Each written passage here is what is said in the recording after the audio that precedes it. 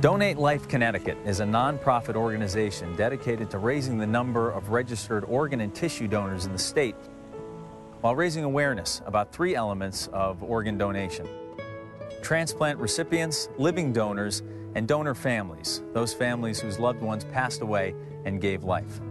Memories of all of those elements can be found here in the Bridgeport home of Dara Brooks. Just a few days after giving birth to her son Tyler in 1991, Dara received the news that no parent wants to hear.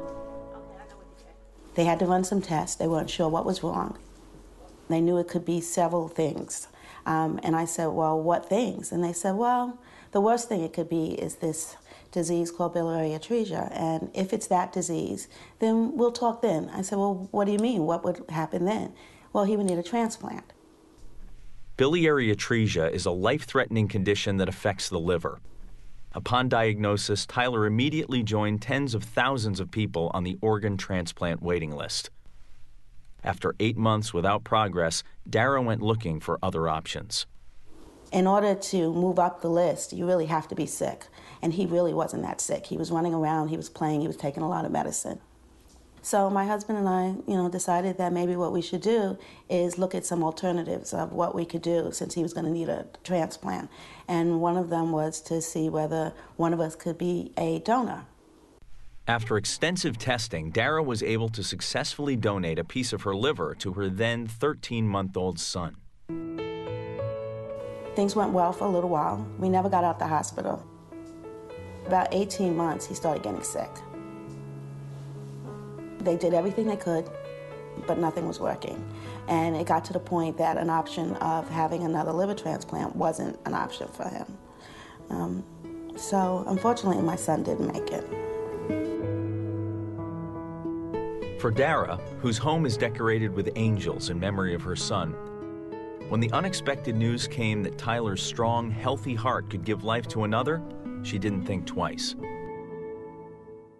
They said, yeah, his heart is really in great condition. We can't believe it, but it's fine. And so they said, Dara, I said, with no doubt, I said, if it can save anyone, please do this.